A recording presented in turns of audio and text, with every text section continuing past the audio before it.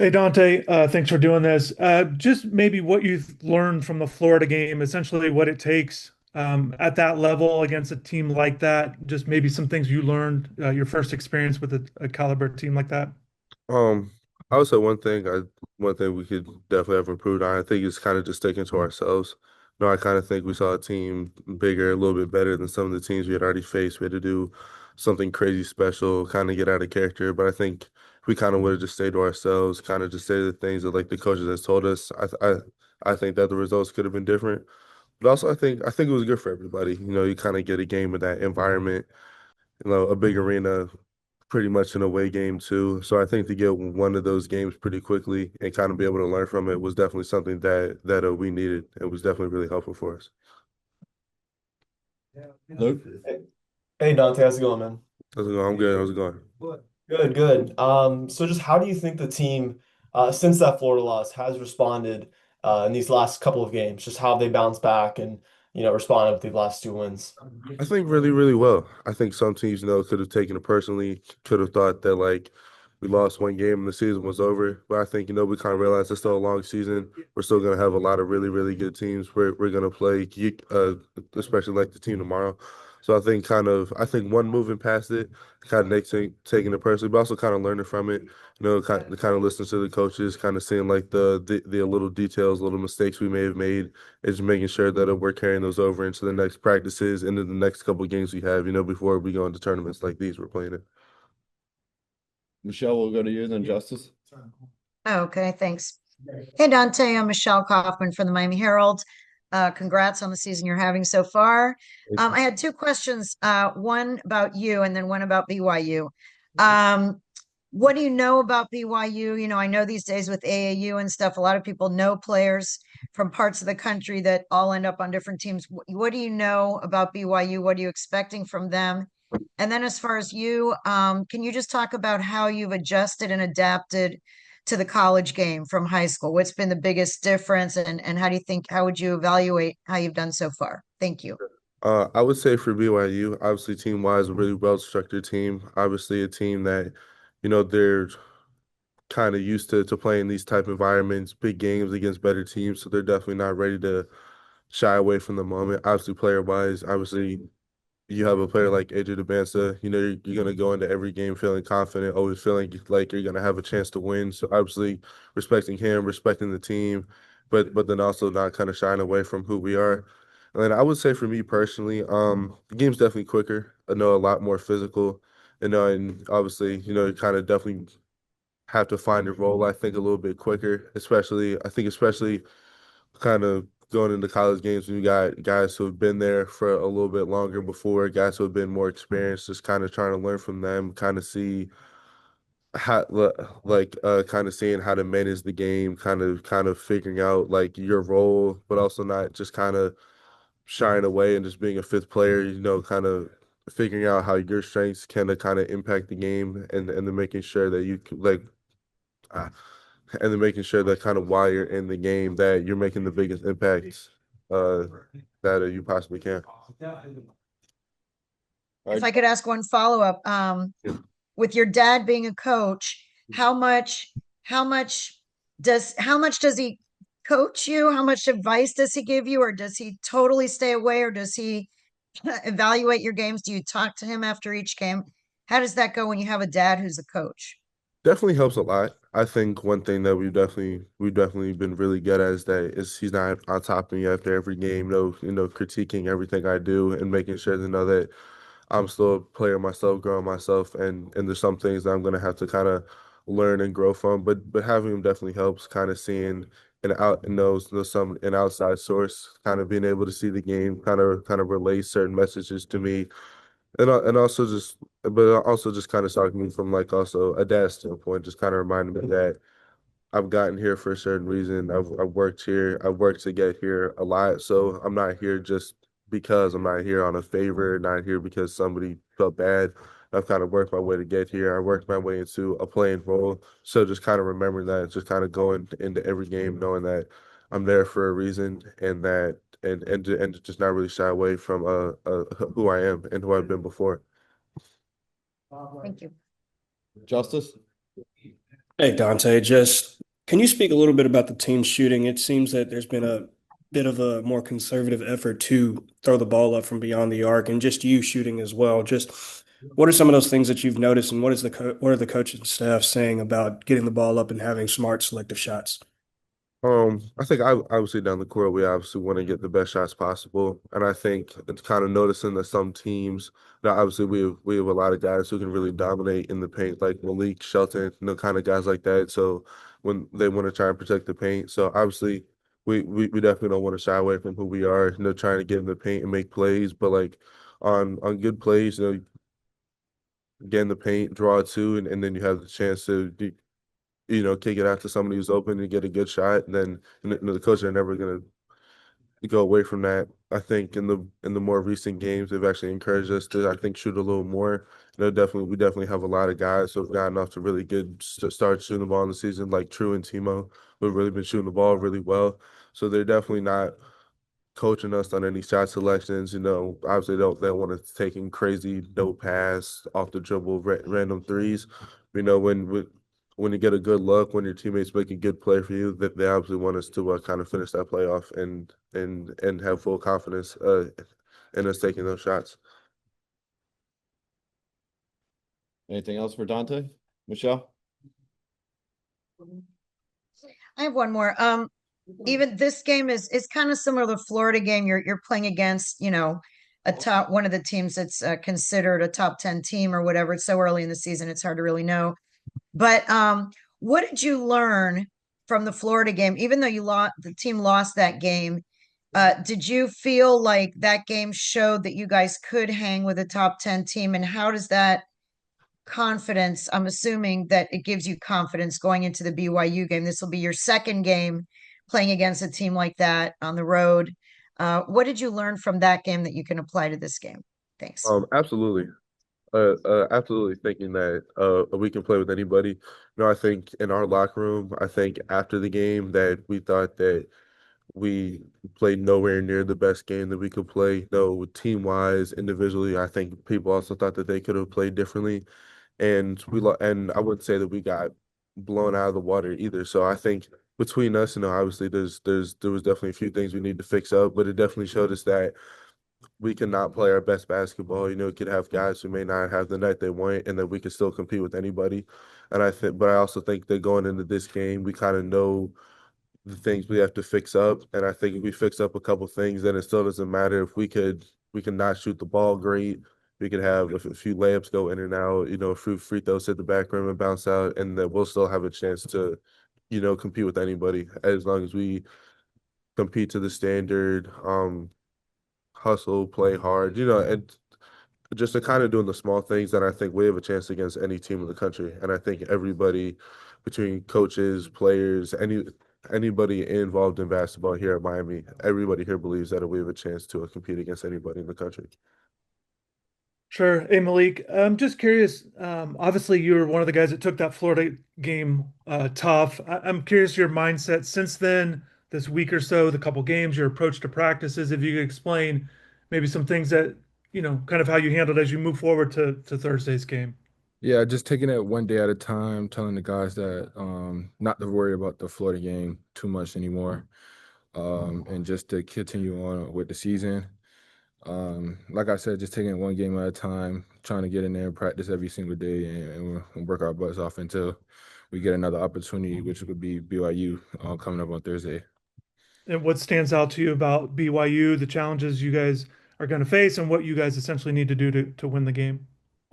Just the players they got on their team. They got some good players on their team that's potentially lottery picks. So it's good to have to go against top competition like that.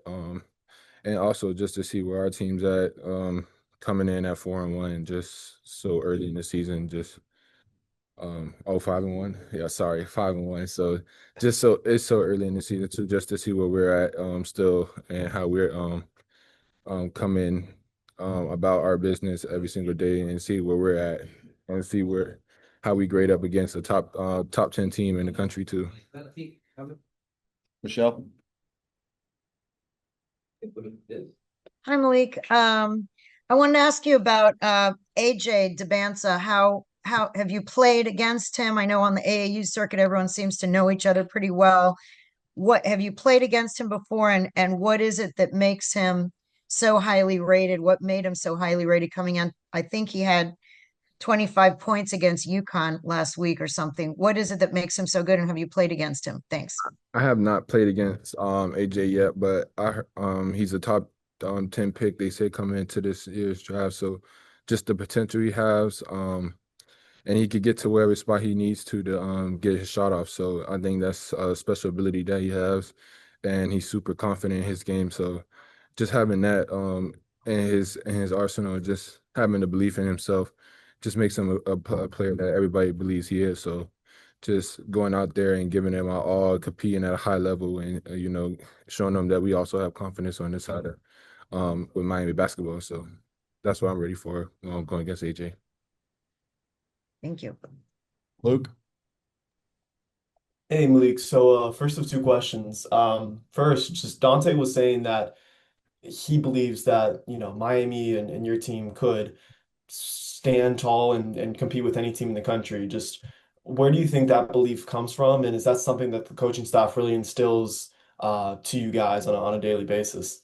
Yeah, just like DA said, I feel and believe that we can go against any team in the country too. I think the work that we put in throughout the summer and just coming in every day in practice, just working hard and competing at a high level each day, getting each other better, makes us feel like we have that, and also just the belief and the trust that the coach have in every single player that he puts in on the court. So I think that's where the belief is that we can compete with everybody in the country.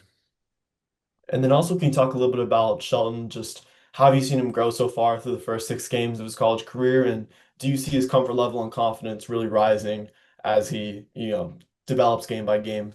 Yeah, Shelton, like I said, he's taking it day by day, getting in the lab every single day. Whether it's getting up shots, lifting or recovering with his body, he's in the gym constantly, and then you can see it over time. He's knocking down shots. He's confident in his three ball, and he's getting downhill whenever he wants. So I think those two abilities that he have will keep growing and constantly improving throughout the season. He, like I said, just staying in the lab and keeping your head down every single day is going to get you where you need to be. Michelle, we'll go back to you. Malik, Jay said the other day that he was going to encourage the team to shoot more because everyone knows what you guys can do in the paint.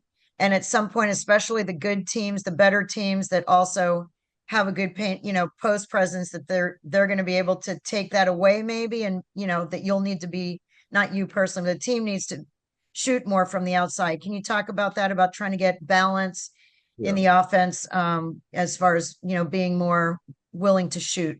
Thanks. Yeah, yeah. I think everybody on our team can shoot the ball at a high clip. Just getting the shots that we want and prefer. Also while getting the attempts up. Also is a very important. But just taking the right shots, whether it's driving, kicking, touching paint, and then getting the ball out and skipping. And to get wide open shots, one more shots, stuff like that. So just being able to get the shots that we want and also continue to dominate in the paint is something that we've been constantly improving in our offense. And how about the free throw shooting? How's that going team wise? Yeah, constantly every single day we're making 100 free throws a day.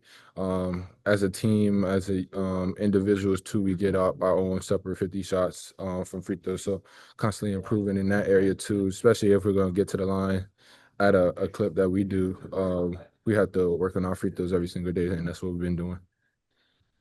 Thank you. All right, Luke, you'll wrap us up. Thanks, Evan.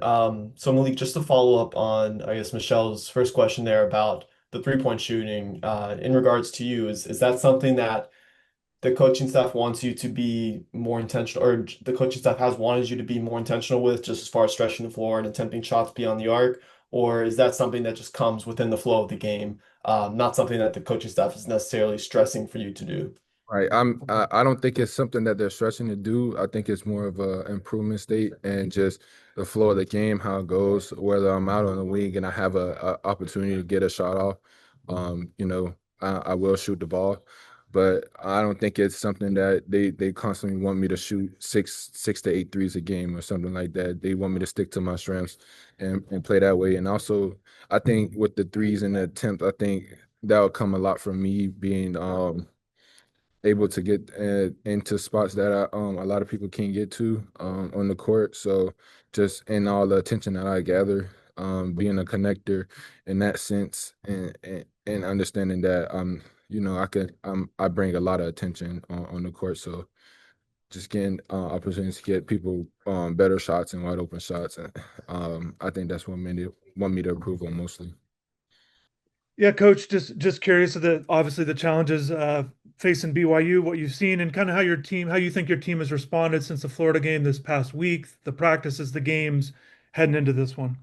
The difference between the Florida game and going into this week, we just had some injuries, some just minor nicks that we're still trying to get over. But we responded the right way. We got to continue to grow and develop, and it's always going to be a process. And this is our next step plan, BYU, who's um, I wouldn't say the opposite of Florida, but they're completely different in the sense of their strength is their perimeter, where Florida's strength was their interior. So it just adds to a different aspect that we got to go over and cover. But it's still a high level game, another top 10 team. So we're excited. Michelle? All right. Hey, Jay, I had two questions for you, at least for now. One is AJ Debansa. I'm assuming you're pretty familiar with him from the recruiting trail and all that stuff. What is it that makes him a special player, and how do you try to contain him with the lineup you have? And also, if you could give us an update on the injuries on Ernest and True, and who's available or not available. Thanks. Yeah, with AJ DeBonsa, he's a good player. I think the one thing that makes him good is his size and his athleticism with his skill set. He's almost 6'9". And then one thing that we're seeing with this freshman class is, some of these guys, they have really good poise about them. And he plays with that poise also when he's in those situations. So it's kind of what separates him and makes him special, along with his skill set and everything he does basketball wise. But I think his mentality and his poise is good. And on the injury front, those guys are working their way back into practice. I guess I'll have a better feel after today's practice, just to see where they are and see who will be available and who can go from there. Thanks. Luke? Hey, coach. So first of two questions. With BYU's offense, they obviously present different tests just with their ability to shoot and the pace that they play at. Just how much of a test or how much of a challenge do you expect this to be for your defense, and how much are you looking forward to kind of seeing how your defense plays against the style of offense? It's a big test because BYU, Coach Young with his NBA background, they exploit matchups. So, they're going to try to find people that they pick on and find actions that they pick on, and they'll run them over and over till you adjust. And so it'll be a big thing for us to make sure that we're true to our principles, and we'll have to give them different looks and have different coverages for what they're trying to exploit against us and what they're trying to attack. But we have to be true to who we are and the way the team built. We're built to be physical. We're built to be big, and we just have to enforce our will of where we are. If I try to get into a competition with them, going against who we are and trying to kind of be more suited, it's not our game. It's not going to go good for us. So we have to be who we are. We got to be able to control the paint. We got to be able to rebound. We got to take care of the ball. And then a big part of it is part of taking care of the ball is what our shot quality is too. So the shots we get on offense are just as important as anything. And then also you mentioned the, I guess, increased poise of, freshmen in the country, especially, you mentioned AJ Debansa. You can see the same with Sheldon and Dante. Just where do you think that increased level of poise for these true freshmen comes from? Is that, due to, the professionalization of AAU? Is that due to, just what you've seen at the high school level? Just where do you kind of attribute this more so comfort level that freshmen have? That is a great question, and I think what you stated in the question is the most important part. These guys are coming in now where they are playing on ESPN, they're playing on TV already, They've traveled around the world to play basketball. Um, they are there's always a camera in their face. They either have a documentary or someone's always around them. So there's this jump is not as, I guess, daunting as it used to be with the attention put on it. They already have this attention, especially when you're a top-rated recruit like Devanza, and I dealt with this last year, where they already are a little bit more comfortable in that light. Now, the basketball is still an adjustment because of the size, the physicality, the older players that are really good. But I think from the external factors have become less of a factor than they used to be maybe 5 or 6 years ago. Justice, we'll go to you and then Chris. Hey, coach, just everybody talks about AJ and how well he's playing and the projections that he has, but they also have very good guard play on their side of the ball as well. Just what stands out about what their guards do compared to maybe what the Florida guards did when y'all faced off against them? For me, AJ DeBanso, of course, is their most talented, and will be a top 3 draft pick and all that stuff. And he's rightfully so. He's really good. But I feel their best player is Richie Saunders. And it's because his impact on the game is so loud, from offensive rebounds to making winning plays to making 6 threes, free throws, his numbers. Just he is as good of a college basketball player in college right now as there is. And I think it goes a little bit away because of everybody talks about AJ and Rob Wright, and those guys are really good. But Richie Saunders and his impact on winning is a big part of the game and a big part of their team. And then Rob Wright, just from a point guard aspect and playing the position, um, is really good. So our ball screen coverage and making sure we give him different looks as well. And those 3 guards kind of make the team go, and their ability to play in transition, but also they have different skills that they're all good at. So, AJ with his size, being able to shoot and post over smaller guards. Richie Saunders with his just tenacity, I guess is the best way to put it, to get other places. And then Rob Wright with his speed and his ability to play in the paint and finish and make passes. So they all give you different looks, but I think the one thing that makes their team flow is they all complement each other. So we just got to find ways to disrupt them, and we will. Chris, we'll go to you. Jay, in regards to Trey, I'm thinking about that Florida game in particular. He's very vocal. In between timeouts, you could see it with the guys, just very talkative leadership. Things going well, things not going well. Can you speak on his leadership, essentially what you guys are getting from him, and maybe as it continues to evolve, it's a completely new team, Yep. kind of how he's doing on that front? Yeah, I think this is one of his first years where he's been able to really use his voice. When he was young at Auburn, that wasn't his role, and then at Michigan, it really wasn't his role either. And so coming here for me and for him was part of his development and becoming a leader, and growing into that. And he has made tremendous steps since he got here in April in doing that. And it's an ongoing process. Just because you're old and just because you've done a lot doesn't mean you're a leader. You have to be able to get people to follow you. And you have to be able to connect with people. You got to be able to have strong relationships. You have to be able to walk what you talk. And so doing that consistently on a daily basis is something that he has started to do at a high level. Michelle, we'll go to you and then Luke. Okay. Jay, I just want to ask you, how are you enjoying being a head coach? You've had a run here of games, and you've prepared for Florida. Now you're preparing for BYU. I know you've done it as an assistant associate coach and all that stuff.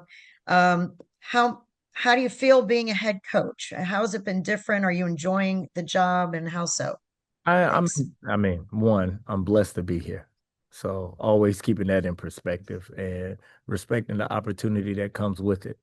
But also just respecting everything about the job and the position and the title. The thing that has been, and it's always going to be this way with new programs, new coaches, and new staff is coaching everybody and getting everybody using the same terminology on the same page. Because I've got stuff, but I've never worked with anybody on my staff, so we're all learning, and I'm teaching, and we're doing it together. And that's what I enjoy the most, is just building this foundation. And we got great kids. We got great people in the program, great kids. It makes it easy as a first-time head coach going into games with people you love and people you trust. And then for me, it's just taking it day by day. We can't. Same thing I say about the Florida game. Same thing I'm gonna say about the BYU game. Whatever happens tomorrow, we are not winning the national championship or losing the national championship. I want to see us compete to the level of the game. I didn't think we competed. We competed. We didn't execute to the level of the game in Florida. So I wanted us to compete and execute to the level of the game, but also to the level of our standard and what Miami basketball is about. So that's what I go into every game focusing on, and just making sure the message is clear and they understand it and we can execute it. And then we just give them in the mind frame, just go attack once they have that confidence. Can I ask a follow-up just on the matchup with BYU? You've just explained before about why that team is so good and why those players are so good. How do you think your team right now, as you see them, because you see them every day, how do you think they're going to match up? I think we'll be fine. I think we'll be fine. I think, like I talked about earlier, we have to really stay true to who we are and enforce the things we talked about enforcing. We got to be on the glass. We got to win the glass offensively and defensively. We got to get to the line. We got to get fouled. We have to play downhill. We have to protect the paint. We got to cause deflections. It's a game that if we stick to our principles and what we talk about being and what we've built since June, we'll be fine. Because we're built for this type of game. You know what I mean? We should be bigger in size, inside, and on the perimeter, more not height wise, but with our physicality. So we just have to stay true to who we are. But I like the matchup. Thank you. Luke, we'll go to you, and then Chris, you'll wrap us up. Coach, I apologize if you've been asked about this over the last couple of availabilities, but I was curious about Caleb Gaskins now that he's, officially a member of the 26th class. Just what type of player is your team getting with Caleb, and I guess what role did Coach Moran play in his recruitment with the Columbus ties and all that? Yep. One, we recruit people, not players. And his family and him as a person are the people that fit our culture and what we want to be about. And so that was the first step. If he didn't fit that, then we wouldn't recruit him. And then the second step, of course, he's a really good basketball player. He has great versatility of where he can play on the perimeter. He can play inside. You can play him on the wing. You can play him at a four, which is one of the main parts of basketball right now in general, college basketball, but any type of basketball is having people that are versatile and doing that. I've recruited Caleb since I was at Duke. So I had a built-in relationship. I've been to see him when he was at Montverde plenty of times. And then his relationship with Coach Moran and Coach Moran being able to coach him last year, I think was the year he coached him. But also him being in the same program as Coach Moran. And so there being some overlap. And he also had a relationship with CY. So it was an EP. So it's just a lot of overlapping relationships. And this was the reason I put the staff together this way is when there is a kid in state and there are people in state that we want to recruit, we should have those relationships and they should see this is the best place for them to come in the state. And he just happened to move from Melbourne to Miami, which is even more of a benefit. But it's why everything is built the way it's built for me. And this is just a testament to it being that way. All right, Chris, you'll wrap us up. Yeah, Jay, obviously we're focusing on BYU and you as well, but you got another game the next day, and then the Ole Miss is coming up. Just a stretch of games, these 3 games in a week that, non-conference wise, everybody knows what it is. Just your approach to it, this upcoming week, and the challenges and the opportunity. Yep, everything is to prepare us for the ACC. So this stretch of 3 games is preparation for what we're going to see in the conference. I think we got a stretch where it's like North Carolina, Virginia, North Carolina State, or something like that. I can't remember exactly. I haven't looked that far ahead, but it's something like that. And so this week in this stretch of game against 3 high-level teams, quad one teams, 3 teams with great tradition in their program. And it gives us the opportunity to get a real road game, even though Florida was a road game, but they won't say it was a road game. It's neutral, but it was a road game. But that Ole Miss will be a real road game against tournament teams. And so this is what we're going to see in the ACC. This stretch will prepare us for it. And these games give us the opportunity, one, to build our resume, but also prepare us for the rest of the season. And Right. then, just last thing, 100%. Yeah, it was a road game. Yeah, it was. Yeah, the band, the everything. Thanksgiving for your guys. You got the game, but just kind of if you could kind of explain Thanksgiving and maybe what you guys will do as a group. Yep. So we'll do Thanksgiving tonight. We'll have practice here in a little bit. We leave, I think practice is at 2:30. Then we'll have a Thanksgiving dinner where families are invited. And we'll kind of spend some time tonight with the families that are here in town, with the staff family and everybody. And we'll do a Thanksgiving dinner tonight. Um, and we'll kind of go from there. But I did want to do something as a team and just continuing to build off of just building the camaraderie. Like we did team dinner last night. Take up phones, got to talk to each other. This is part of the new college basketball era is how quick can you draw a connection, and how quick can these relationships come together. And it's a process. So just doing different things like that. Thanksgiving dinner with the families, also just to get them a little bit more relaxed. These are intense, high pressure moments, but they're still kids. No matter if they're making money or whatever, they're still kids, and there's still things of seeing your mom that just gets you at peace and being able to relax and then refocus on it just being basketball is a big part of it as well.